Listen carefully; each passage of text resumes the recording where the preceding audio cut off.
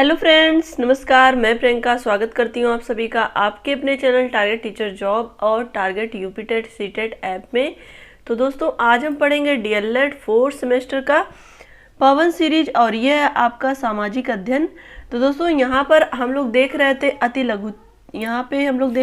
लघुत्तरीय प्रश्न। और दोस्तों, ये आपके पवन सीरीज में पेज नंबर 38 हम लोग देख रहे हैं। तो दोस्तों 38 में आज हम देखेंगे क्वेश्चन नंबर, यहाँ पे क्वेश्चन की नंबरिंग नहीं हुई है।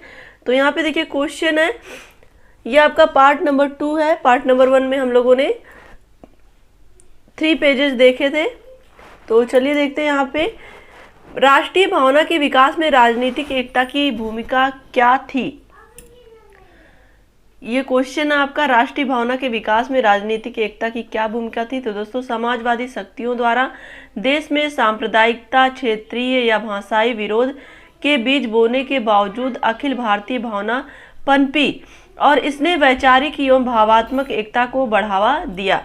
तो दोस्तों, जैसा कि आपको पता है कि देश में सांप्रदायिकता, क्षेत्रीयता, भाषाई विरोध ये सब है कहीं ना कहीं, जिसकी और इसके अलावा भी अगर हम देखें तो अखिल भारतीय भावना फिर भी लोगों के अंदर है और इसने वैचारिक एवं भावात्मक एकता को भी बढ़ावा दिया है। और यहाँ पे देखिए नेक्स्ट क्वेश्चन है, राष्ट्रीय भावना के विकास में प्रेस व साहित्य की क्या भूमिका थी। तो दोस्तों, 19वीं शताब्दी के उत्तरार्ध में अनेकों समाचार पत्र निकले। इनमें प्रकाशित स्वशासन, जनतंत्र तथा औद्योगिकरण जैसे लोकप्रिय विचारों ने समाज में राष्ट्रीय भावना का विकास किया। तो यहाँ पे दोस्तों प्रेस और साहित्य की भूमिका हमें देखनी थी राष्ट्रीय भावना के विकास में क्या थी। क्योंकि दोस्तों, जो यहाँ पे प्रेस होते हैं वो कहीं ना कहीं देश में जो भी एक तरह से यहाँ पे हम कह सकते हैं पॉजिटिव चीज़ों को इकट्ठा करते हैं, जिससे कि लोग मोटिवेट होते हैं और उसकी वजह से कहीं ना कहीं जनतंत्र तथा औद्योगिकरण जैसे चीज़ों को बल मिलता है और साथ ही साथ लोकप्रिय विचार पनपते हैं। आगे चलिए दोस्तों, यहाँ पे देखते हैं नेक्स्ट क्वेश्चन है, भारतीय राष्ट्रीय कांग्रेस की विचारधाराओं का वर्गीकरण कीजिए। दोस्तों, यह विचारधाराएं थी नरम दल। इस विचारधारा में नेता दादा भाई नौरोजी, गोखले, मालवीय तथा सच्चिदानंद सिन्हा थे। और गरम दल विचारधारा का मतलब यहाँ पे वर्गीकरण से है दोस्तों की जो कांग्रेस भारतीय राष्ट्रीय कांग्रेस थी वो 2 दलों में विभाजित हो जाता है। पहला था नरम दल और दूसरा था गरम दल। तो नरम दल के नेता आपके दादा भाई नौरोजी और गोपाल कृष्ण गोखले और मालवीय, मदन मोहन मालवीय और सच्चिदानंद सिन्हा थे। और गरम दल की बात करें तो इसमें नेता थे बाल गंगाधर तिलक और लाला लाजपत राय, जिनको अंग्रेजों की लाठी लगने की वजह से उनको काफ़ी चोटें आई थी और उसकी वजह से उनकी मृत्यु हो जाती है। हम लोग पढ़े हैं लाला लाजपत राय के विषय में। तो दोस्तों, उसके बाद है बिपिन चंद्र पाल।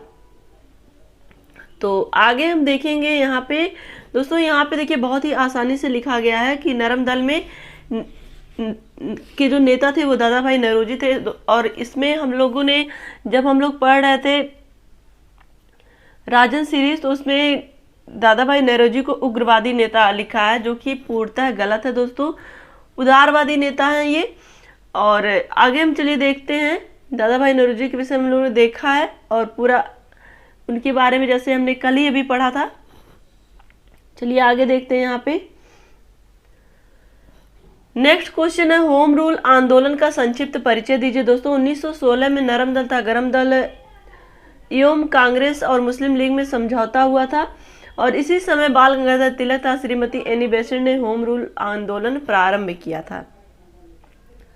यहाँ पे देखिए नेक्स्ट क्वेश्चन है, बंग भंग आंदोलन कब हुआ। तो बंगाल का विभाजन किस गवर्नर जनरल द्वारा किया गया। तो दोस्तों, बंग भंग आंदोलन शुरू हुआ था 1905 में और बंगाल का विभाजन गवर्नर जनरल लॉर्ड कर्जन ने किया था। यहाँ पे देखिए नेक्स्ट क्वेश्चन, रॉलेट एक्ट क्या है।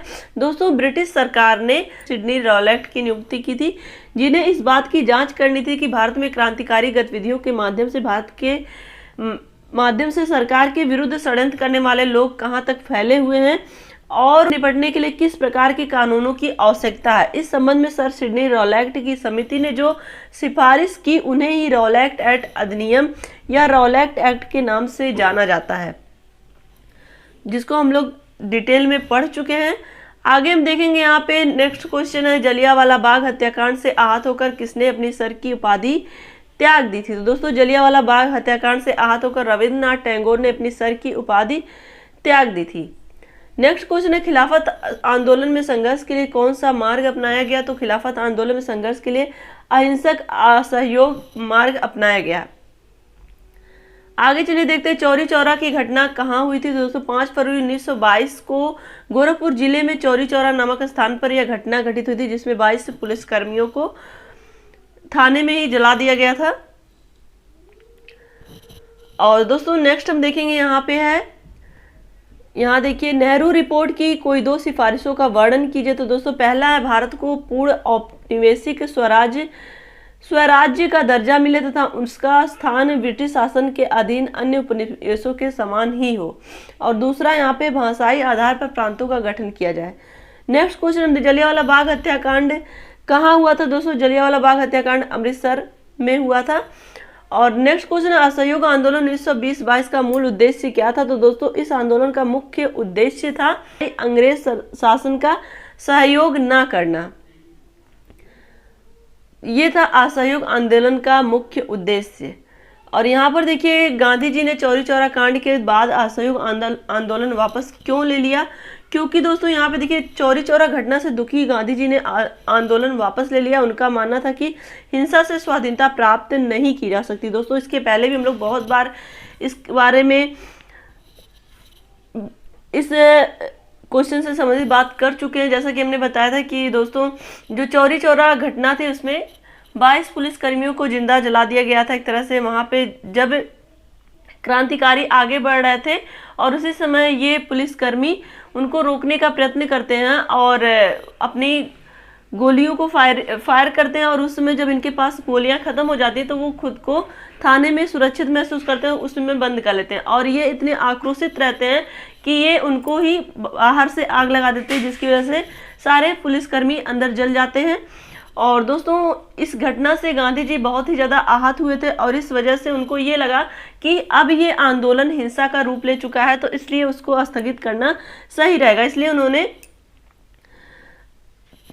असहयोग आंदोलन को वापस ले लिया था। आगे हम देखेंगे काकोरी कांड क्या था। तो दोस्तों अक्टूबर 1924 में कानपुर में क्रांतिकारियों ने हिंदुस्तान रिपब्लिकन एसोसिएशन का गठन किया। धन के अभाव में इस क्रांतिकारियों ने काकोरी में एक रेलगाड़ी से सरकारी खजाना लूट लिया था। तो दोस्तों जो भी क्रांतिकारी थे वो हिंदुस्तान रिपब्लिकन एसोसिएशन का गठन करते हैं, लेकिन वहाँ पे धन की कमी हो रही थी। तो इन क्रांतिकारियों ने अपना एक प्लान बनाते हैं और उसमें ये काकोरी में ही एक रेलगाड़ी से एक सरकारी खजाना जो जा रहा था उसको उन्होंने लूट लिया था। अब यहाँ पे देखिए नेक्स्ट क्वेश्चन, लाहौर कांड से आप क्या तात्पर्य है आपका। तो दोस्तों भगत सिंह और राजगुरु ने दिसंबर 1928 को लाला लाजपत राय पर लाठी बरसाने वाले अंग्रेजी अधिकारी सॉन्डर्स की हत्या कर दी और 23 मार्च 1931 का लाहौर में इन क्रांतिकारियों को फांसी दे दी गई। दोस्तों देखिए जब लाला लाजपत राय अंग्रेजी हुकूमत का विरोध करते हैं तो उसी समय इन पर लाठी चार्ज होती है, जिसकी वजह से लाला लाजपत राय पर लाठी बरसाने वाला जो अंग्रेजी अधिकारी था सॉन्डर्स, उसकी हत्या कर दी थी भगत सिंह और राजगुरु ने। और 23 मार्च 1931 को लाहौर में इन क्रांतिकारियों को फांसी दे दी गई थी। नेक्स्ट क्वेश्चन हम देखते हैं, साइमन वापस जाओ से आप क्या अभिप्राय है। तो दोस्तों 1928 में अंग्रेजी सरकार ने भारत के शासन हेतु नियम बनाने के लिए समिति बनाई, जिसका नेतृत्व साइमन द्वारा किया गया और इस समिति में कोई भारतीय नहीं था। तो इसी वजह से इस कारण से जहाँ जहाँ गया वहाँ जुलूस हड़ताल हुई और साइमन वापस जाओ का नारा जोरों से गूंजा। क्योंकि दोस्तों ये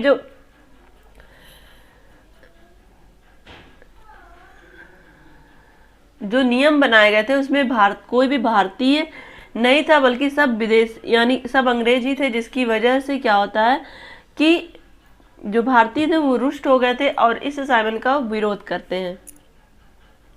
यहाँ पे देखिए नेक्स्ट क्वेश्चन है, गांधी इरविन समझौते को समझाइए। तो दोस्तों कांग्रेस कार्यकारिणी समिति ने गांधी जी को वायसराय से चर्चा करने के लिए अधिकृत किया था। तत्पश्चात 19 फरवरी 1931 को गांधी जी ने भारत के तत्कालीन वायसराय लॉर्ड इरविन से भेंट की तथा उनकी वार्ता वार्तालाप हुई और लगभग 15 दिनों तक चली।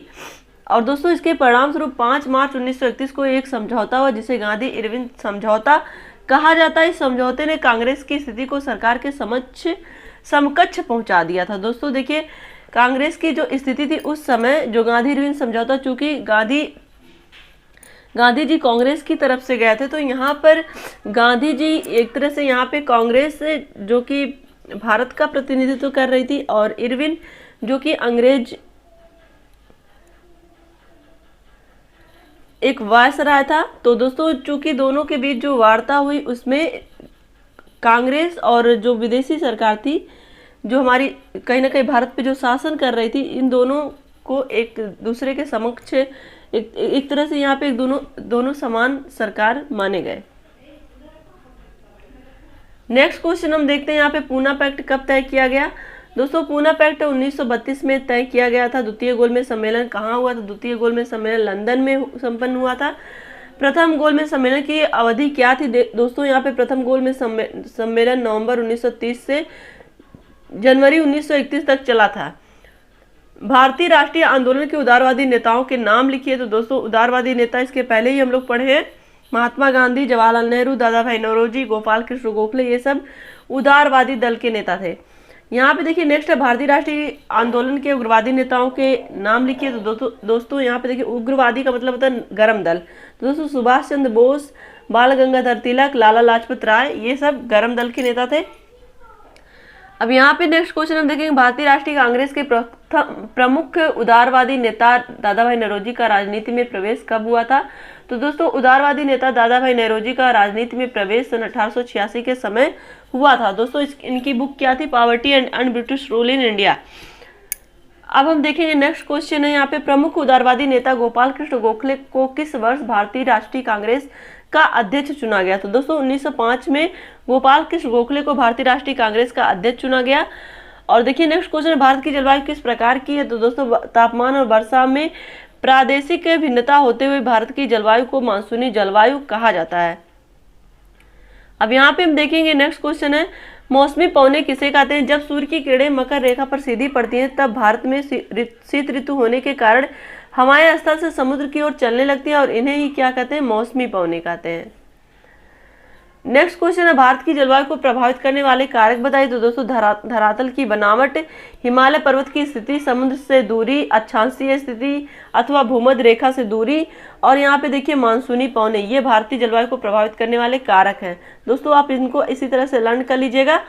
नेक्स्ट क्वेश्चन है समताप रेखा किसे कहते हैं? दोस्तों समान तापक्रम वाले स्थानों को मिलाकर खींची जाने वाली रेखा को समताप रेखा कहा जाता है। सबसे अधिक वर्षा कहाँ होती है? दोस्तों विश्व में सबसे अधिक वर्षा मेघालय में चेरापूंजी के निकट मासिन ग्राम में